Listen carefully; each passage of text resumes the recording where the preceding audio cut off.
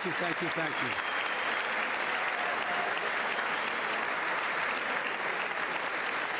Thank you all very much. Thank you, gentlemen. Thank you. Thank you. Thank you all very, very much. Thank you. Please. Thank you so much. Madam Speaker, Madam Vice President, our First Lady and Second Gentleman, members of Congress and the Cabinet, Justices of the Supreme Court, my fellow Americans. Last year, COVID-19 kept us apart. This year, we're finally together again. Tonight,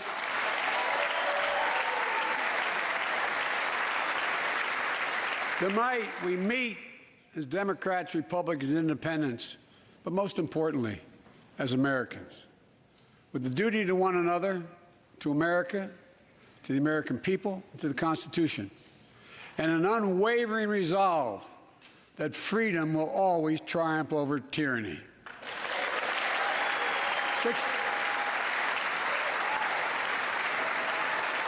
Thank you.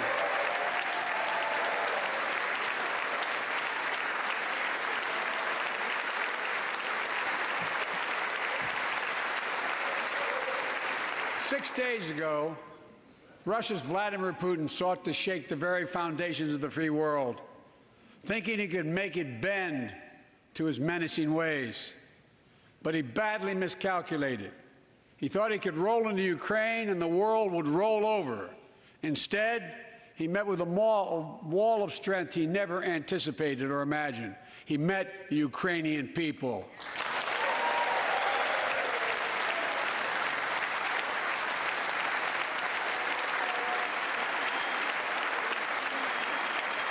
President Zelensky,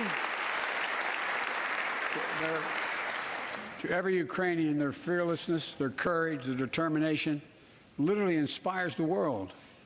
Groups of citizens blocking tanks with their bodies, everyone from students to retirees to teachers, turned soldiers defending their homeland. And in this struggle, President Zelensky said in his speech to the European Parliament, "Light will win over darkness." The Ukrainian ambassador to the United States is here tonight, sitting with the First Lady. Let each of us, if you're able to stand and send an unmistakable signal to the world of Ukraine. Thank you. Thank you, thank you, thank you.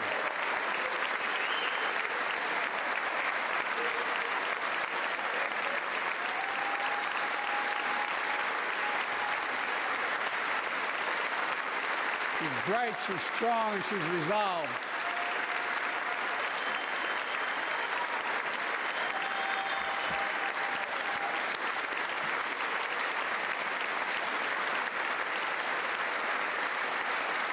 Yes, we, the United States of America, stand with the Ukrainian people. Throughout our history, we've learned this lesson. When dictators do not pay a price for their aggression, they cause more chaos. They keep moving, and the cost, the threats to America and America to the world keeps rising. That's why the NATO alliance was created, to secure peace and stability in Europe after World War II. The United States is a member, along with 29 other nations. It matters. American diplomacy matters. American resolve matters. Putin's latest attack on Ukraine was premeditated and totally unprovoked. He rejected repeated efforts at diplomacy. He thought the West and NATO wouldn't respond. He thought he could divide us at home, in this chamber, in this nation. He thought he could divide us in Europe as well. But Putin was wrong. We are ready. We are united, and that's what we did. We stayed united. We prepared extensively and carefully. We spent months building coalitions of other freedom-loving nations in Europe and the Americas, from America to the Asian and African continents, to confront Putin. Like many of you, I spent countless hours unifying our European allies. We shared with the world in advance what we knew Putin was planning and precisely how he would try to falsify and justify his aggression. We countered Russia's lies with the truth. And now that he's acted, the free world is holding him accountable, along with 27 members of the European Union, including France, Germany, Italy, as well as countries like the United Kingdom, Canada, Japan, Korea, Australia, New Zealand, and many others. Even Switzerland are inflicting pain on Russia and supporting the people of Ukraine. Putin is now isolated from the world more than he has ever been. Together,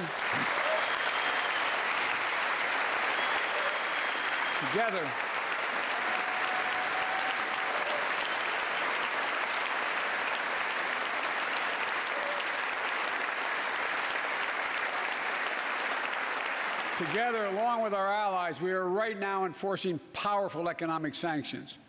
We're cutting off Russia's largest banks in the international financial system, preventing Russia's central bank from defending the Russian ruble, making Putin's $630 billion war fund worthless. We're choking Russia's access. To technology that will sap its economic strength and weaken its military for years to come. Tonight, I say to the Russian oligarchs and the corrupt leaders who bilked billions of dollars off this violent regime, no more. The United States,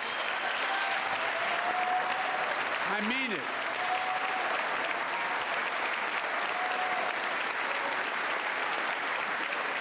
The United States Department of Justice is assembling a dedicated task force to go after the crimes of the Russian oligarchs. We're joining with European allies to find and seize their yachts, their luxury apartments, their private jets. We're coming for your ill-begotten gains. And tonight, I'm announcing that we will join our allies in closing off American airspace to all Russian flights, further isolating Russia and adding additional squeeze on their economy.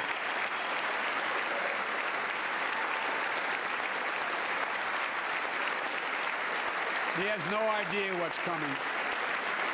The ruble has already lost 30% of its value. The Russian stock market has lost 40% of its value, and trading remains suspended. The Russian economy is reeling, and Putin alone is the one to blame. Together with our allies, we're providing support to the Ukrainians in their fight for freedom. Military assistance, economic assistance, humanitarian assistance. We're giving more than $1 billion of direct assistance to Ukraine, and will continue to aid the Ukrainian people as they defend their country and help ease their suffering.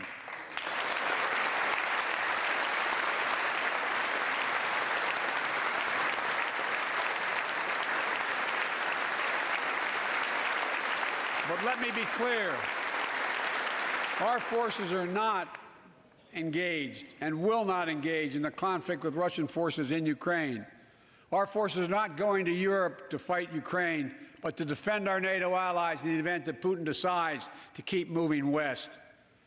For that purpose, we have mobilized American ground forces, air squadrons, ship deployments to protect NATO countries, including Poland, Romania, Latvia, Lithuania, and Estonia. And as I've made crystal clear, the United States and our allies will defend every inch of territory that is NATO territory with the full force of our collective power. Every single inch.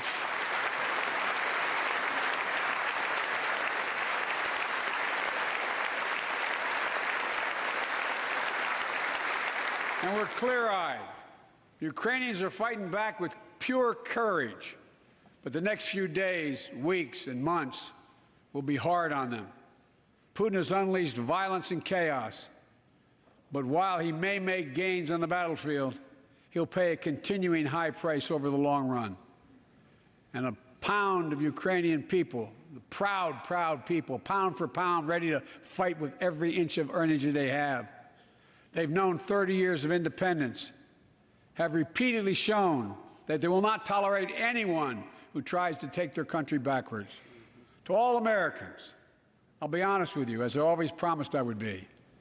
A Russian dictator invading a foreign country has cost around the world. And I'm taking robust action to make sure the pain of our sanctions is targeted at the Russian economy and that we use every tool at our disposal to protect American businesses and consumers. Tonight, I can announce the United States has worked with 30 other countries to release 60 million barrels of oil from reserves around the world. America will lead that effort, releasing 30 million barrels of our own strategic petroleum reserve. And we stand ready to do more if necessary, united with our allies. These steps will help blunt gas prices here at home, but I know news about what's happening can seem alarming to all Americans. But I want you to know we're going to be okay. We're going to be okay. When the history of this era is written, Putin's war in Ukraine will have left Russia weaker and the rest of the world stronger. While it shouldn't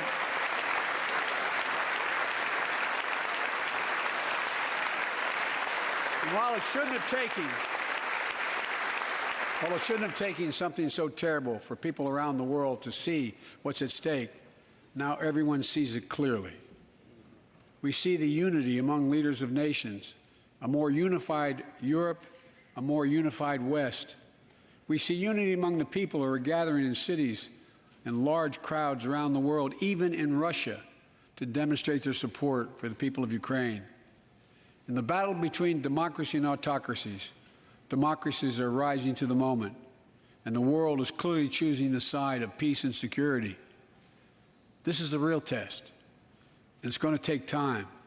So let us continue to draw inspiration from the iron will of the Ukrainian people. To our fellow Ukrainian Americans who forged the deep bond that connects our two nations, we stand with you. We stand with you.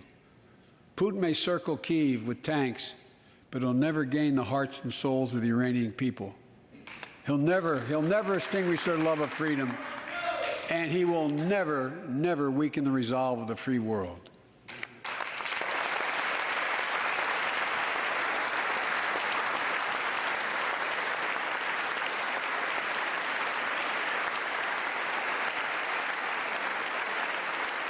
We meet tonight in an America that has lived through two of the hardest years this nation has ever faced.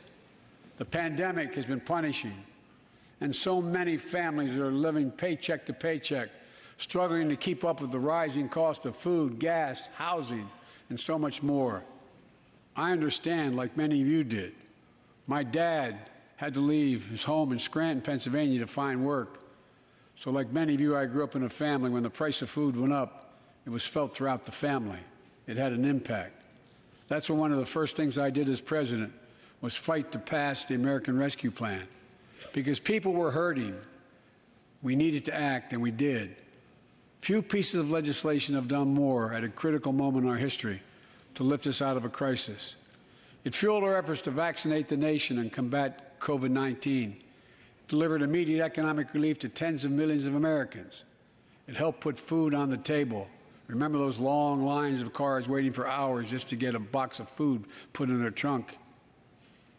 It cut the cost of health care insurance. And as my dad used to say, it gave the people just a little bit of breathing room. Unlike the $2 trillion tax cut passed in the previous administration that benefited the top 1% of Americans, the American Rescue Plan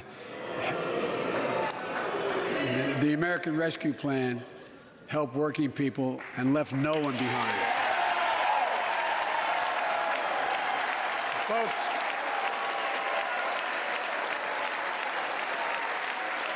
and it worked. It worked.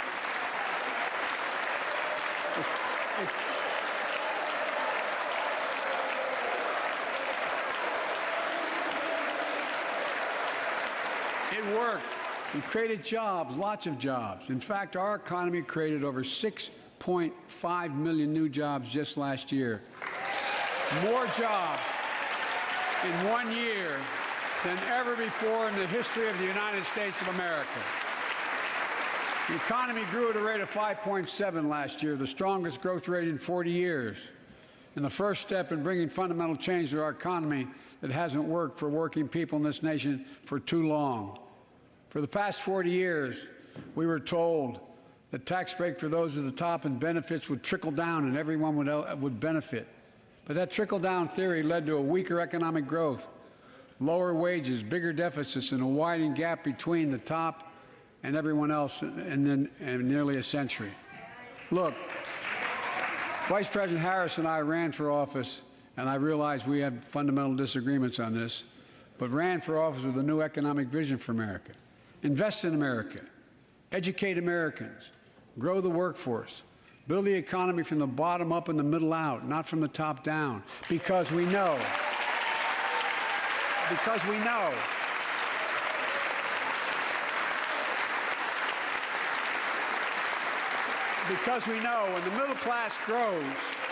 the middle class grows, the poor have a way up and the wealthy do very well.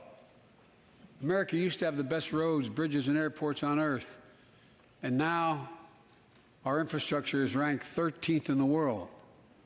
We won't be able to compete for the jobs of the 21st century if we don't fix it. That's why it was so important to pass the bipartisan infrastructure law. And I thank my Republican friends who joined to invest and rebuild America, the single biggest investment in history. It was a bipartisan effort, and I want to thank the members of both parties who worked to make it happen. We're done talking about infrastructure weeks. We're now talking about an infrastructure decade. And look, it's going to transform America, to put us on a path to win the economic competition of the 21st century that we face with the rest of the world, particularly China. I've told Xi Jinping it's never been a good bet to bet against the American people. We'll create good jobs for millions of Americans, modernizing roads, airports, ports, waterways, all across America. And we'll do it to withstand the devastating effects of climate change and promote environmental justice. We'll build a national network of 500,000 electric vehicle charging stations. Begin to replace the poisonous lead pipes so every child, every American has clean water to drink at home and at school. We're going to provide affordable, high-speed internet for every American, rural, suburban, urban, and tribal communities. 4,000 projects have already been announced. Many of you have announced them in your districts. And tonight, I'm announcing that this year, we will start fixing over 65,000 miles of highway and 1,500 bridges in disrepair. And folks,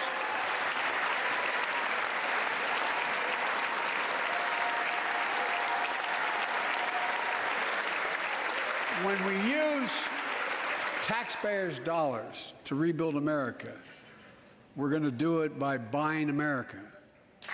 Buy American products. Support American jobs. The federal government spends about $600 billion a year to keep this country safe and secure. There's been a law on the books for almost a century to make sure taxpayers' dollars support American jobs and businesses. Every administration, Democrat and Republican, says they'll do it, but we're actually doing it. We'll buy America to make sure everything from the deck of an aircraft carrier to the steel on highway guardrails is made in America from beginning to end. All of it. All of it.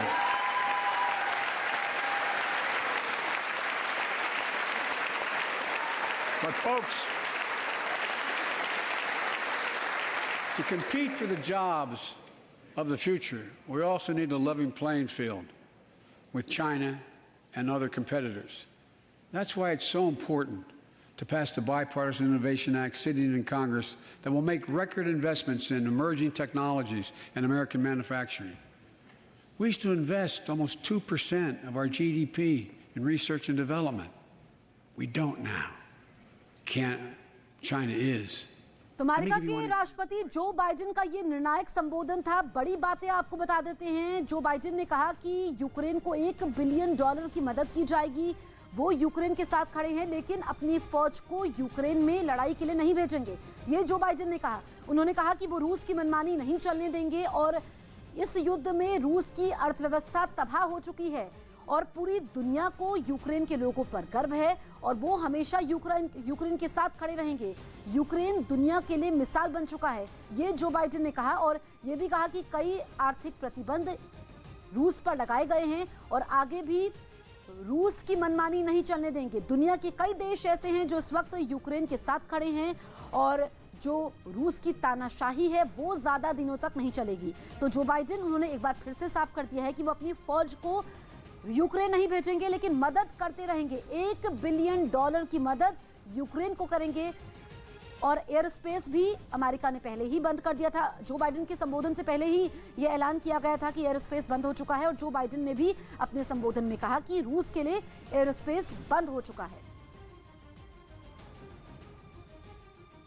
तो 7 दिन पहले 6 days ago, Russia's Vladimir Putin sought to shake the very foundations of the free world, thinking he could make it bend to his menacing ways. But he badly miscalculated. He thought he could roll into Ukraine and the world would roll over. Instead, he met with a wall of strength he never anticipated or imagined. He met the Ukrainian people. And will really take off in a big way.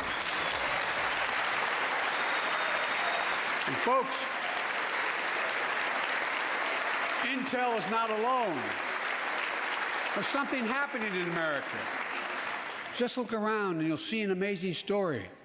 The rebirth of pride that comes from stamping products made in America. The revitalization of American manufacturing. Companies are choosing to build new factories here when just a few years ago they would have gone overseas. That's what's happening.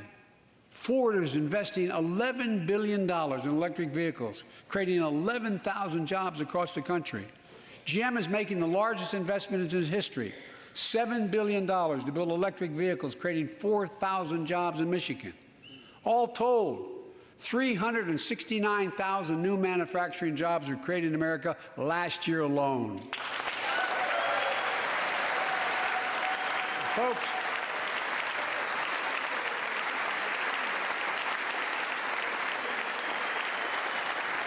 powered by people I've met like JoJo Burgess, from generations of union steelworkers in Pittsburgh, who's here tonight. Where are you, JoJo? There you go. Thanks, buddy. As Ohio Senator Sherrod Brown says,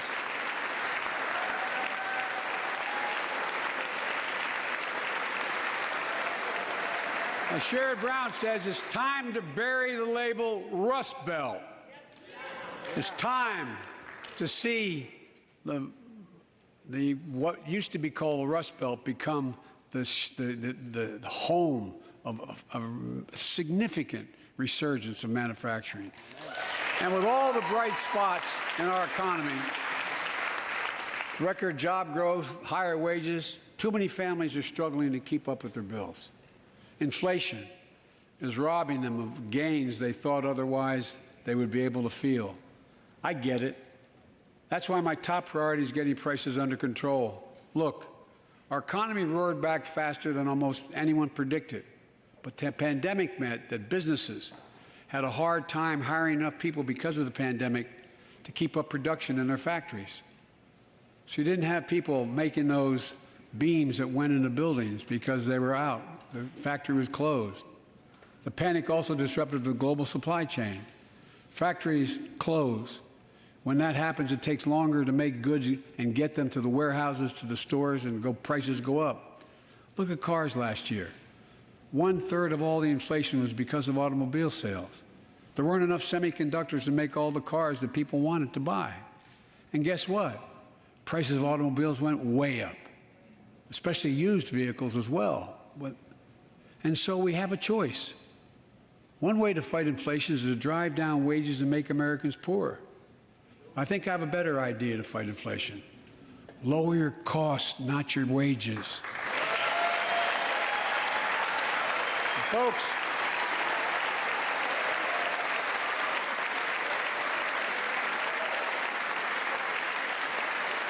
that means make more cars and semiconductors in America, more infrastructure and innovation in America, more goods moving faster and cheaper in America, more jobs where you can earn a good living in America.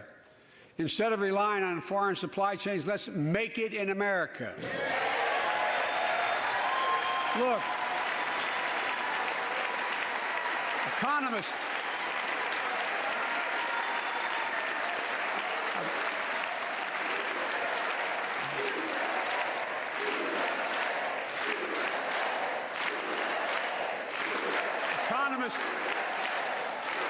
call this increasing the productive capacity of our economy. I call it building a better America. My plan to fight inflation will lower your costs and lower the deficit. 17 Nobel laureates in economics said my plan will ease long-term inflationary pressures. Top business leaders, and I believe most Americans, support the plan. And here's the plan. First, cut the cost of prescription drugs. We pay more for the same drug produced by the same company in America than any other country in the world. Just look at insulin. 1 in 10 Americans has diabetes. In Virginia, I met a 13-year-old boy, the handsome young man standing up there, Joshua Davis. He and his dad both have type 1 diabetes, which means they need insulin every single day. Insulin costs about $10 a vial to make. That's what it costs the pharmaceutical company. But drug companies charge families like Joshua and his dad up to 30 times that amount. I spoke with Joshua's mom. Imagine what it's like to look at your child who needs insulin to stay healthy and have no idea how in God's name you're going to be able to pay for it. What it does to your family, but what it does to your dignity, your ability to look your child in the eye, to be the parent you expect yourself to be. I really mean to think about that. That's what I think about. You know, yesterday, Joshua's here tonight, but yesterday was his birthday. Happy birthday, buddy, by the way. For Joshua and 200,000 other young people with type 1 diabetes, let's cap the cost of insulin at $35 a month so everyone can afford it. And drug companies will do very, very well, their profit margin. While we're at it, I know we have great disagreements on this floor with this. Let's let Medicare negotiate the price of prescription drugs.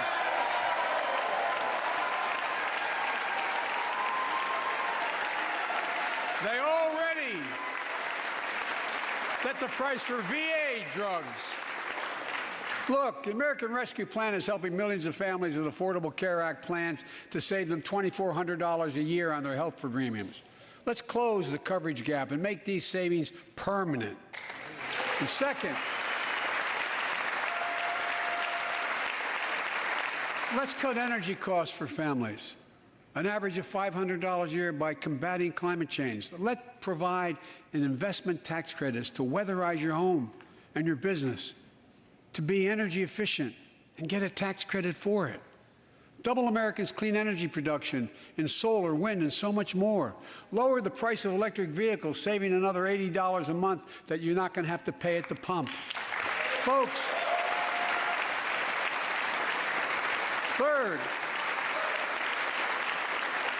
the third thing we can do to change the standard of living for hardworking folks is cut the cost of child care. Cut the cost of child care.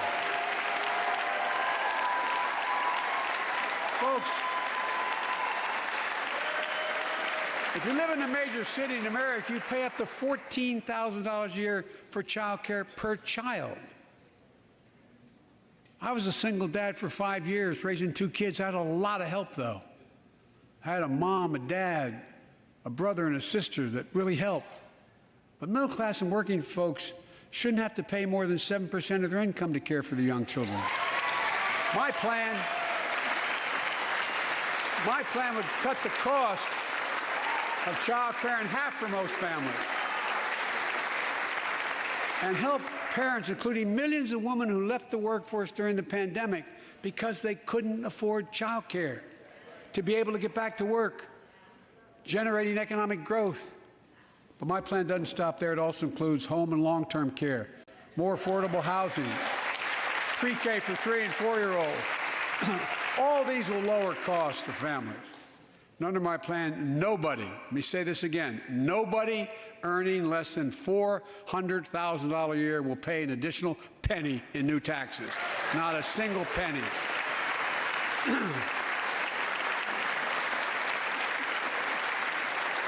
I may be wrong, but my guess is if we took a secret ballot in this floor, that we'd all agree that the present tax system ain't fair.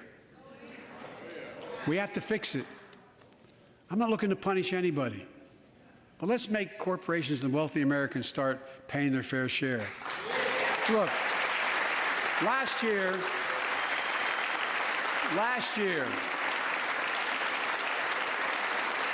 and like Chris Coons and Tom Carper and my distinguished Congresswoman, we come from the land of corporate America. There are more corporations incorporated in America than every other state in America combined. And I still won 36 years in a row. The point is, even they understand they should pay just a fair share. Last year, 55 of the Fortune 500 companies earned $40 billion in profit and paid zero in federal taxes. Now look, it's not fair. That's why I proposed a 15% minimum tax rate for corporations. And that's why in the G7 and other meetings overseas, we're able to put together, I was able to be somewhat helpful, 130 countries to agree on a global minimum tax rate. So companies can't get out of paying their taxes at home by shipping jobs and factories overseas. It'll raise billions of dollars. That's why I propose closing loopholes for the very wealthy who pay a lower tax rate than a teacher and a firefighter. So that's my plan, but we'll go in more detail later. We will grow the economy, lower the cost of families. So what are we waiting for? Let's get this done. We all know we've got to make changes. Folks,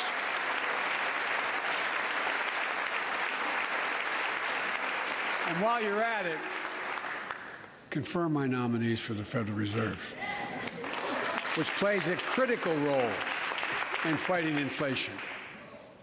My plan will not only lower costs and give families a fair shot, it will lower the deficit.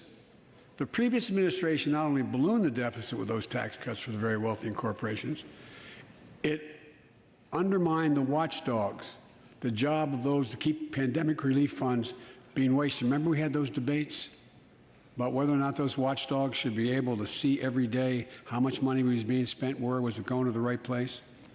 In my administration, the watchdogs are back. And we're going to go after the criminals who stole billions of relief money meant for small business and millions of Americans. And tonight I'm announcing that the Justice Department will soon name a chief prosecutor for pandemic fraud.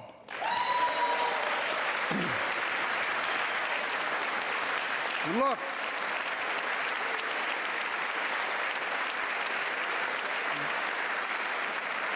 I think we all agree, thank you.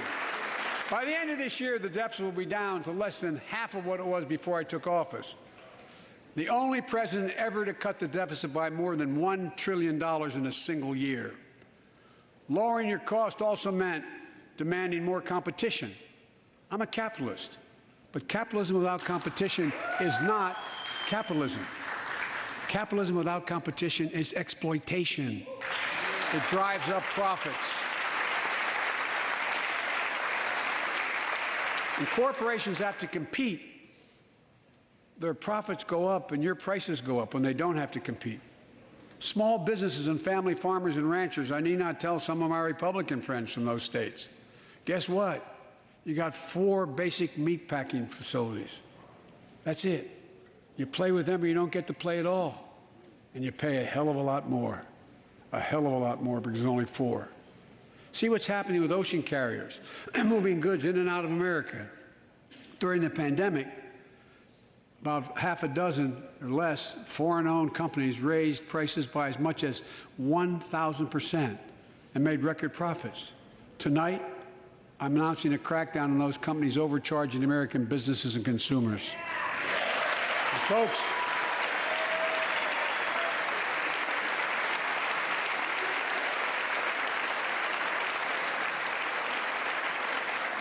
and as Wall Street firms take over more nursing homes, quality in those homes has gone down and costs have gone up. That ends on my watch. Medicare is going to set higher standards for nursing homes and make sure your loved ones get the care they deserve and that they inspect and they will look at closely. We're also going to cut costs to keep the economy going strong and giving workers a fair shot, provide more training and apprenticeships, hire them based on skills, not just their degrees. Let's pass the Paycheck Fairness Act and paid leave. Raise the minimum wage to $15 an hour and extend the child tax credit so no one has to raise a family in poverty. Let's increase Pell Grants, increase our historic support for HBCUs, and invest in what Jill, our First Lady who teaches full-time, calls America's best-kept secret, community colleges. Look, let's pass the PRO Act. When a majority of workers want to form a union, they shouldn't be able to be stopped. When we invest in our workers and we build an economy from the bottom up and the middle out together, we can do something we haven't done in a long time, build a better America. For more than 2 years, COVID has impacted every decision in our lives and the life of this nation. And I know you're tired, frustrated, and exhausted. That doesn't even count the close to 1 million people who sit at a dining room table or a kitchen table and look at an empty chair because they lost somebody. But I also know this, because of the progress we've made, because of your resilience and the tools that we have been provided by this Congress, tonight I can say we're moving forward safely back to more normal routines. We've reached a new moment in the fight against COVID-19, where severe cases are down to a level not seen since July of last year. Just a few days ago, the Center for Disease Control and Prevention issued a new तो America के राष्ट्रपति Joe Biden को आप सुन रहे थे, कई अहम बातें उन्होंने अपने संबोधन में कही है, जिसमें रूस के लिए अमेरिका ने एयर स्पेस बंद कर दिया है। इसके अलावा यूक्रेन को $1 बिलियन की मदद का ऐलान भी किया है। तो अमेरिका के राष्ट्रपति जो बाइडेन ने रूस को कड़ी चेतावनी भी दी। उन्होंने कहा कि रूस को मनमानी नहीं करने देंगे, साथ ही रूस के खिलाफ कड़ा फैसला लिया और रूसी विमानों के लिए एयरोस्पेस बंद कर दिया है। बाइडेन ने कहा कि ये लोकतंत्र और तानाशाही की जंग है। उन्होंने कहा कि हम नेटो देशों की रक्षा के लिए प्रतिबद्ध हैं। बाइडेन ने साफ कर दिया कि अमेरिका यूक्रेन के साथ खड़ा है, उनकी सेना युद्ध में हिस्सा नहीं लेगी, लेकिन यूक्रेन की पूरी मदद करेंगे।